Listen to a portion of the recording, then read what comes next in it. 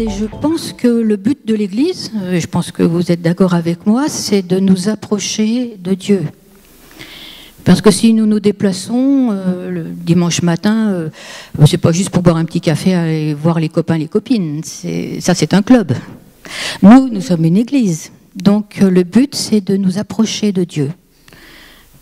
C'est de lui parler, de lui offrir des louanges, de lui présenter des requêtes éventuellement, d'avancer un petit peu vers lui, de nous approcher, de venir plus près de lui. Et j'ai remarqué que dans la Bible, les gens n'étaient pas différents de ce que nous sommes nous aujourd'hui. Et il y a beaucoup de gens qui se sont approchés de Jésus pour des raisons très très différentes, très variées. Avec des motivations pas toujours très claires ou pas toujours très pures. Et je crois que vraiment il y a une similitude entre ce que les gens vivaient à l'époque de Jésus et puis nous aussi aujourd'hui. Alors je voudrais qu'on regarde un petit peu qui a pu s'approcher de Jésus et pourquoi. Et puis j'ai trouvé rien que dans l'évangile de Matthieu, j'ai fait une liste de 38 personnes différentes, rien que sur Matthieu, qui se sont approchés de Jésus pour une raison ou pour une autre. Donc en fait, il y a beaucoup de gens qui se sont approchés de Jésus, mais pas toujours motivés par les bonnes raisons, on va dire. Bien sûr, il y avait d'abord, Matthieu 15-30, la foule s'approcha de lui, une grande foule, et on comprend bien pourquoi, ayant avec elle des boiteux, des aveugles, des muets, des estropiés, beaucoup d'autres malades. On les mit à ses pieds et Jésus, bien sûr, les guérit. Alors il est évident qu'une des raisons de s'approcher de Jésus, c'est un besoin physique, un besoin de santé, un besoin de guérison, un besoin d'aller mieux, un besoin de sortir d'une difficulté, et pas nécessairement toujours physique, mais physique et morale, quelquefois les deux. Donc on peut comprendre tout à fait pourquoi ces gens cherchaient à s'approcher de Jésus. Et ça, c'est une raison humaine. Et bien sûr, nous pouvons tout à fait nous y associer. Il y avait une autre catégorie de gens qui s'approchaient aussi de Jésus pour une autre raison, c'était les démoniaques. Les gens qui étaient possédés par un esprit qui avait besoin de délivrance. C'est le cas par exemple de la femme syrophénicienne. C'était pas pour elle-même personnellement, mais parce que sa fille était possédée par un démon, alors elle cherchait à s'approcher. Elle s'est approchée de Jésus pour obtenir la délivrance. Je pense qu'encore aujourd'hui, nous avons les mêmes situations et les mêmes besoins de délivrance et de guérison. Et puis il y avait une autre catégorie de personnes, Luc 15:1, et on le comprend bien également, tous les publicains et les gens de mauvaise vie s'approchaient de Jésus pour l'entendre. Jésus attirait des malfrats, des tordus, des gens au banc de la société, des gens qui n'avaient pas une bonne réputation, des gens qui étaient dans un grand besoin, parce qu'ils étaient rejetés pour différentes raisons. D'abord parce qu'ils avaient sans doute peur aux gens, ils étaient mal famés. Et pourtant, ils s'approchaient de Jésus et Jésus les écoutait. Ils venaient écouter Jésus. Et moi, je me dis que quelquefois, on n'est pas toujours en odeur de sainteté. On pourrait être associé à des gens pas trop recommandables. Mais Dieu nous donne une chance de nous approcher de Jésus, pour l'entendre, pour entendre ce qu'il peut nous dire et pour changer de vie. Et Jésus lui-même a dit, mais je ne suis pas venu pour sauver des justes, mais des pécheurs. Je ne suis pas venu pour apporter la guérison à des gens qui se portent déjà bien, mais à des gens qui sont malades et qui ont besoin de quelque chose de plus. Alors tout ça, c'est nous aussi. Tout ça, c'est nous. Pour quelle raison aujourd'hui est-ce que vous vous approchez de Jésus? Pour quelle raison vous vous approchez de Dieu en venant par exemple au culte, en mettant de côté du temps, de l'énergie, des forces? On pourrait faire plein d'autres choses un dimanche matin. Et pourquoi est-ce qu'on prend ce temps pour juste s'approcher de Jésus? Avec quelle motivation dans notre cœur? Parce que ça révèle l'état de notre cœur, la manière dont nous nous approchons de Jésus, ce que nous cherchons à obtenir de lui, révèle l'état de notre cœur. Donc nous pouvons être en besoin de guérison physique, morale, spirituelle, besoin de délivrance et de justification, besoin de salut, besoin de pardon. Et tout ça, ce sont des bonnes raisons, des raisons qui sont justifiées. Et Jésus est venu pour ça. Il est venu délivrer les captifs. Il est venu annoncer une bonne nouvelle aux pauvres. Et puis, il y avait aussi une autre catégorie qui était également très fournie dans les évangiles. C'était le lot des pharisiens, des scribes, des sadducéens, des principaux sacrificateurs et des anciens du peuple. Alors, c'était une foule de gens. Là, il y en avait une quantité. Matthieu 15, 1 nous dit des pharisiens et des scribes vinrent auprès de Jésus, ils s'approchèrent de Jésus pour lui dire « Pourquoi est-ce que tes disciples transgressent la tradition des anciens ?» Alors, on voit qu'il y avait une autre motivation de la part de ces gens-là. Tous ces religieux venaient pour contester, je pense qu'ils exprimaient la jalousie de leur cœur, l'envie, la peur aussi d'être détrônés, parce que Jésus prenait de plus en plus de puissance, d'intérêt pour les gens le suivaient, les grandes foules se réunissaient autour de Jésus, et ça faisait de l'ombre, une jalousie spirituelle. Alors moi je pense que personne ici, je veux le croire, non je veux vraiment le croire et même le proclamer, personne ne s'approche de Jésus avec une motivation identique à celle des pharisiens ou des scribes ou des sadducéens ou des contestataires ou des gens motivés par une jalousie spirituelle et avec envie de prendre toute la place et de faire un hold-up spirituel sur Jésus. Mais nous avons besoin d'examiner l'état de notre cœur à ce sujet. En fait, dans les pharisiens et tous ces chefs religieux, je crois qu'il y avait beaucoup de peur. La peur de perdre leur signification, de perdre leur place, de perdre leur position, de perdre leur autorité. Et souvent, et même Jésus a été contesté. Mais par quelle autorité est-ce que tu fais ces choses? Pourquoi est-ce que tu fais cela? Souvent, les pharisiens ont posé des questions qui étaient pour l'éprouver, nous dit le texte, pour l'éprouver, pour lui tendre un piège. Mais bien sûr, ça ne concerne personne ici, donc je vais passer. Et puis, bien sûr, il y avait tous les disciples de Jésus, et pas seulement les 12. On voit que dans les disciples, il y avait différentes catégories. Matthieu 5,1 nous dit « Jésus monta sur la montagne et après qu'il se fut assis, ses disciples s'approchèrent de lui. Puis, ayant ouvert la bouche, il les enseigna. » Ça, c'est une bonne motivation. C'est bien de s'approcher de Jésus, de s'asseoir à côté de lui pour l'écouter, pour recevoir son enseignement. Et nous avons besoin d'entendre son enseignement. Et le disciple, bien sûr, c'est le rôle d'un disciple d'écouter son maître et d'être enseigné. Et beaucoup de fois dans la Bible et dans plein de circonstances différentes, les disciples se sont adressés à Jésus pour avoir des explications. Quand il y avait des paraboles, les disciples revenaient vers Jésus puis lui disaient « Mais pourquoi tu leur parles en paraboles? Nous, on ne comprend pas non plus. Explique-nous les paraboles. » Et Jésus prenait le temps parce que les disciples s'étaient approchés de lui d'expliquer les paraboles et de les enseigner. On peut venir à Jésus, et les disciples sont venus à Jésus aussi parce qu'ils avaient peur. Par exemple, dans Matthieu 8, 25, l'occasion de la tempête, où l'eau rentrait dans la barque au point qu'elle était sur le point de couler, les disciples s'étaient approchés de Jésus, se sont approchés, et ils l'ont réveillé parce que Jésus même s'était endormi. Et il dit « Seigneur, sauve-nous, nous périssons ». Ça, c'est une bonne occasion de nous approcher de Jésus.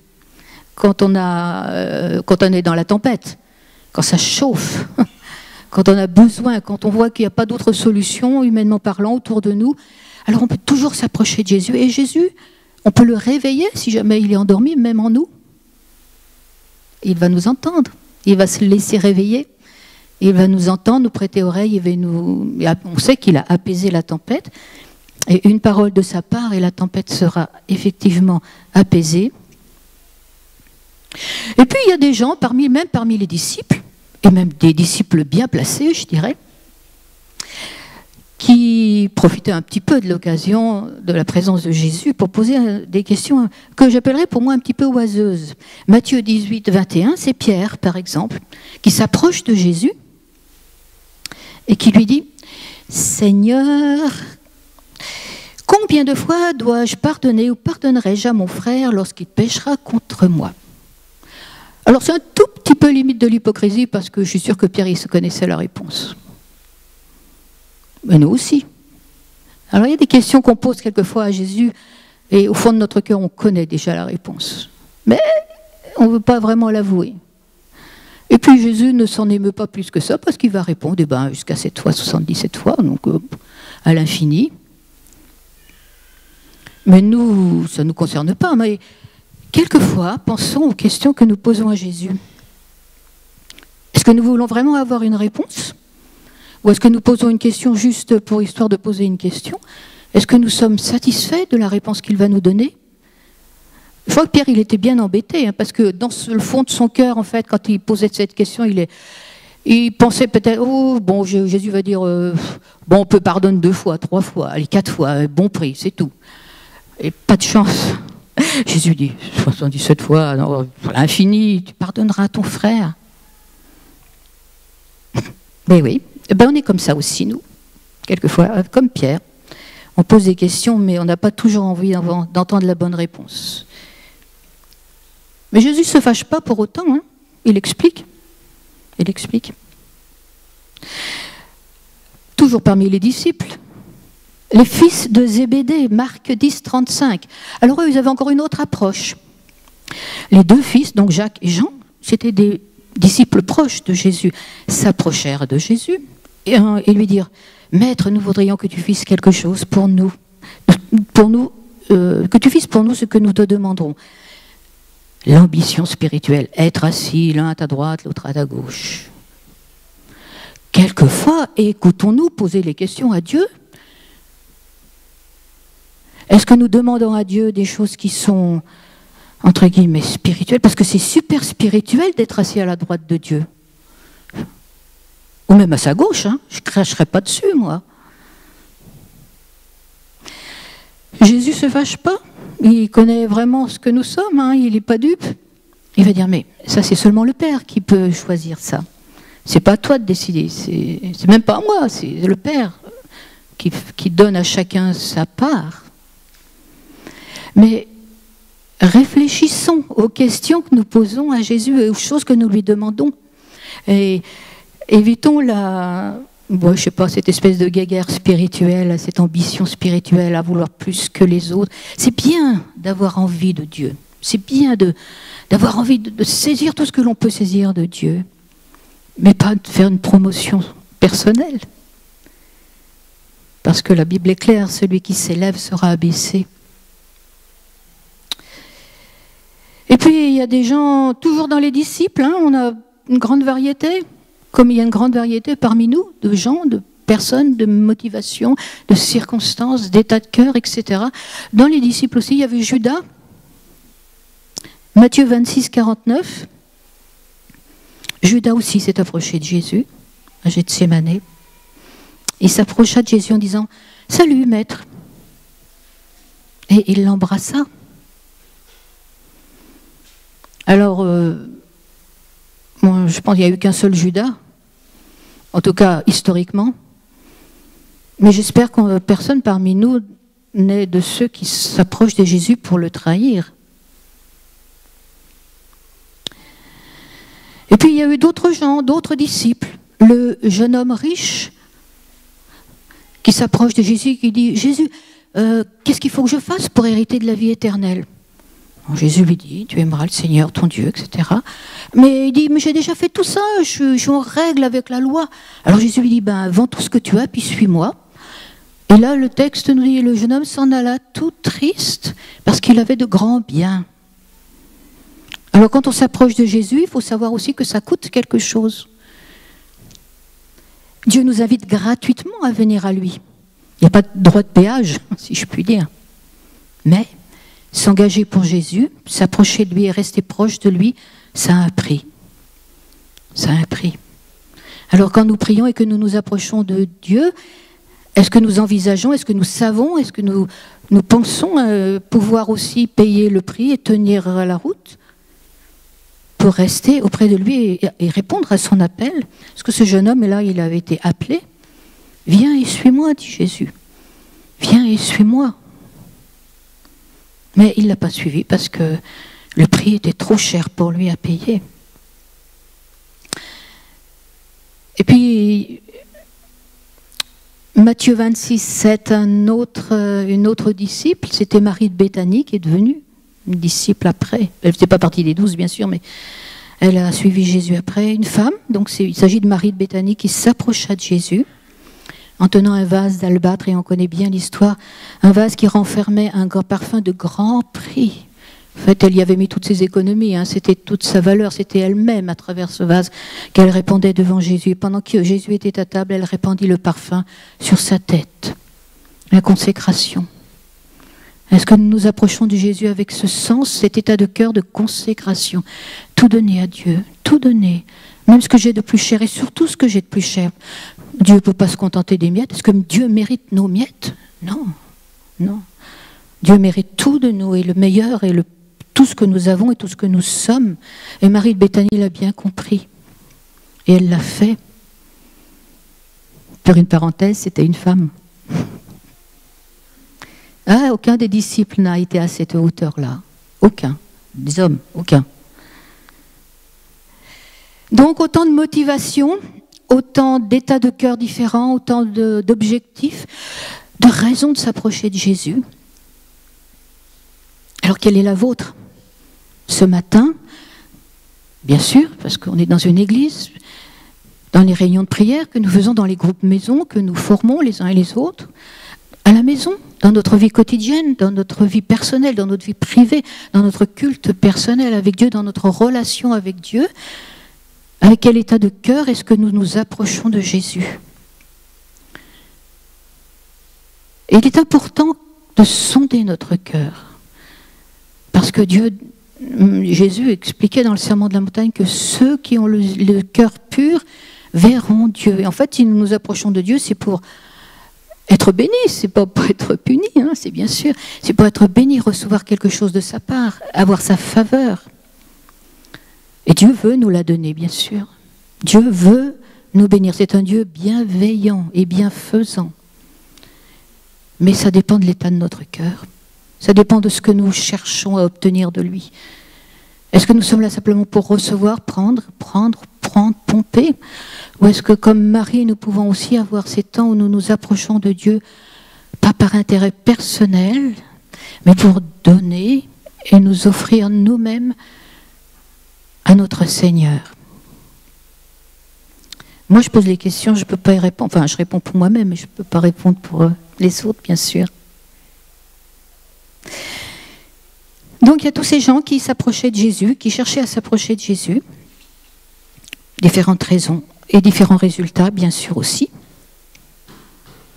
Et puis, il y a eu un certain nombre de cas ou de situations où c'est Jésus qui s'est approché.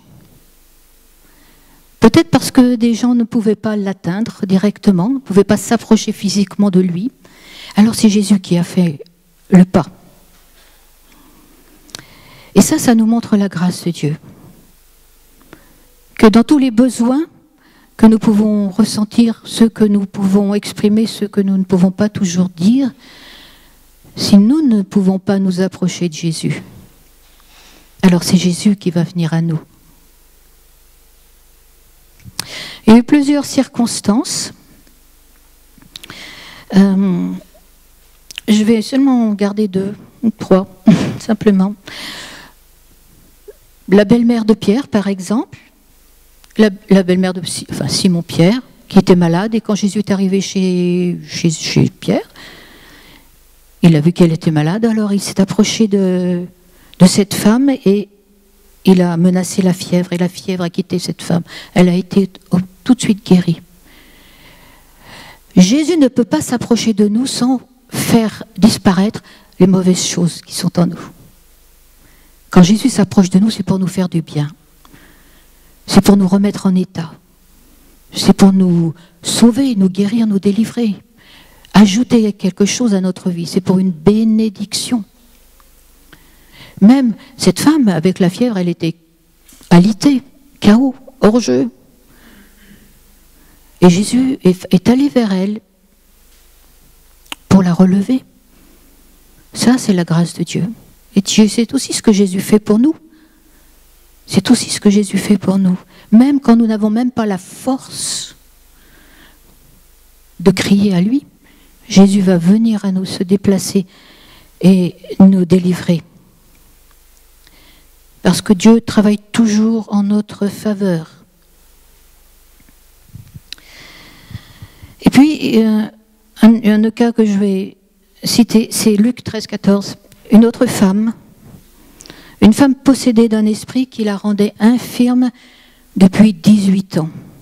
Elle était courbée, pliée, elle ne pouvait pas du tout se redresser. Est-ce que vous imaginez la vie de cette femme, pliée en deux, avec comme seul horizon ses pieds, un tout petit périmètre autour d'elle.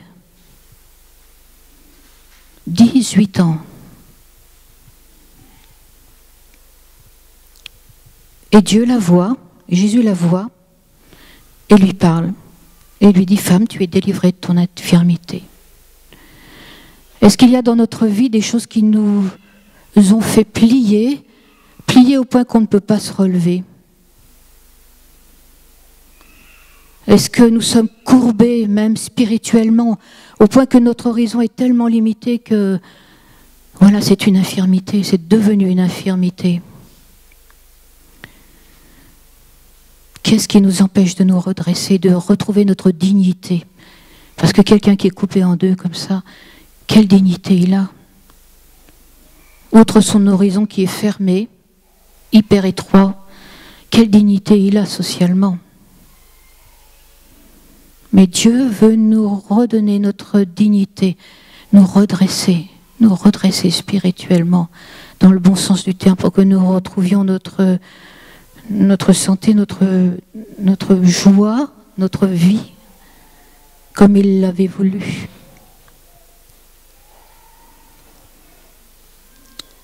Quand Jésus s'approche, c'est toujours pour notre bien. Je vais le redire parce que c'est important. Un autre cas, c'est Luc 7, 14. Jésus traverse un petit village qui s'appelle Naïn. Et là, il voit un enterrement. Une veuve qui enterrait son fils unique. Donc Jésus s'approcha et il toucha le cercueil. Et il dit, jeune homme, je te le dis, lève-toi. Le mort s'assit et il se mit à parler. Est-ce qu'il y a des choses qui sont mortes dans notre vie? Et que Jésus va arrêter. Jésus va intervenir pour arrêter, fixer les choses, les empêcher d'aller plus loin et redonner la vie à ce qui était mort. C'est le rôle de Jésus. Il dit, je suis la résurrection et la vie. Je suis la résurrection et la vie. Est-ce que nous allons laisser Dieu nous toucher ce matin? Même toucher notre cercueil? Et puis s'adresser à nous, et est-ce que nous allons entendre la voix de Dieu et l'ordre de Dieu? Lève-toi, marche, reviens à la vie. C'est à cela que je t'appelle. C'est à cela que je t'appelle. Ce ne sont pas les morts qui peuvent me louer, ce ne sont pas ceux qui descendent dans la fosse, nous dit le psalmiste. Ce sont les vivants qui peuvent te louer, avoir un culte à Dieu. Or, il y a dans notre vie, dans nos vies, des choses qui sont mortes, qui n'ont pas été ressuscitées par la grâce de Dieu. Mais Jésus se lève, s'approche, arrête le cercueil et parle aux morts. Parle aux morts pour les faire revivre. Il appelle les choses qui ne sont pas comme si elles étaient. Et la chose devient, prend vie, comme à la création. C'est aussi la déclaration d'Abraham. Il appelle les choses qui ne sont pas comme si elles étaient. Alors est-ce que dans ta vie, il y a ce matin des choses qui ont besoin de revenir à la vie, des choses qui peut-être ont été enterrées ou près d'être enterrées et qui ont besoin de connaître la vie de Dieu? Et puis un dernier exemple, dans Luc 24, 15, on connaît l'histoire des pèlerins ou des disciples d'Emmaüs. Jésus venait de mourir. La ville était, je dirais, son dessus-dessous, parce que les disciples avaient été tous dispersés. Par peur, ils se cachaient. Et ces deux hommes redescendent, quittent Jérusalem, tournent le dos à Jérusalem et descendent vers un autre village qui s'appelle Emmaüs, au sud de Jérusalem. Et ils étaient découragés, tristes, déboussolés aussi, ne sachant plus où ils en étaient. Et leur discours c'était, mais on croyait qu'il était le sauveur et qu'il allait sauver le monde. On croyait que c'était lui le Messie qui allait nous délivrer du joug des Romains. On croyait que c'était enfin la parole de Dieu qui s'accomplissait en faveur d'Israël. Ils étaient complètement découragés. Et pendant qu'ils discutaient, pendant qu'ils parlaient, qu'ils s'entretenaient d'une façon très négative, le texte nous dit, mais ils étaient découragés, Jésus marche à côté d'eux. Il fit route avec eux. Mais ils étaient tellement enfermés dans leur échec, et l'échec nous enferme. La tristesse, le découragement nous enferme. Elle fait comme un mur autour de nous, ce qui est bien qu'on ne peut plus communiquer avec l'extérieur. On est enfermé en soi-même quand on n'a plus de point de repère, parce qu'on est déboussolé.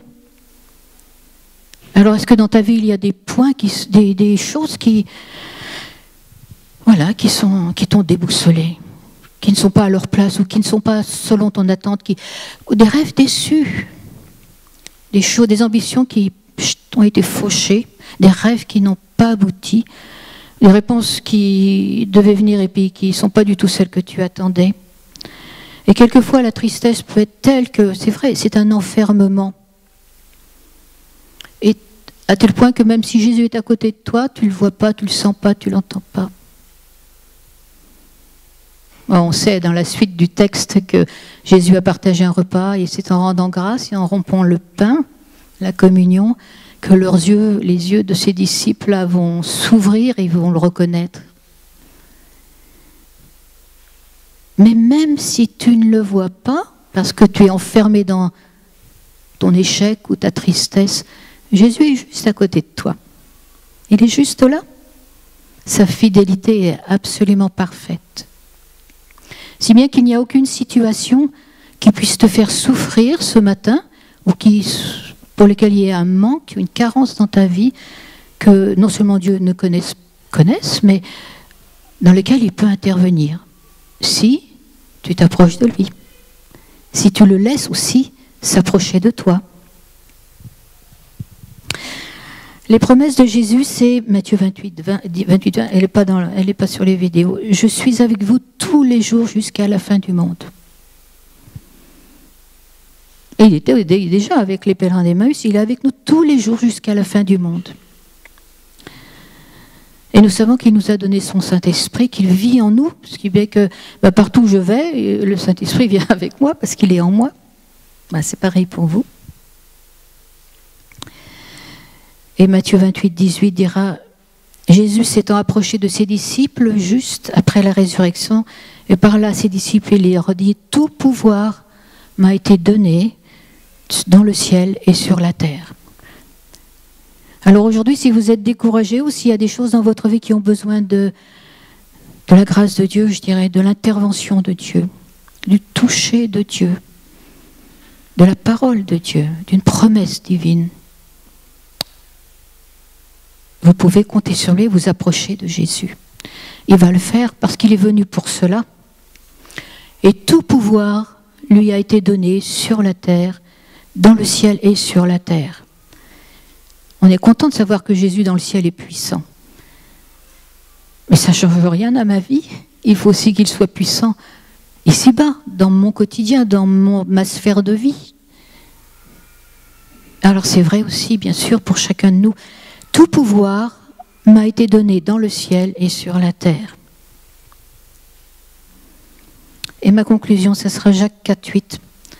Je l'ai mis en rouge. Faut que vous sachiez tous. Approchez-vous de Dieu et il s'approchera de vous. Approchez-vous de Dieu et il s'approchera de vous.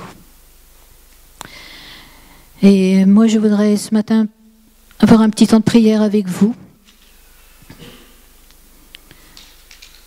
Parce que je sais qu'il y a des besoins dans cette église.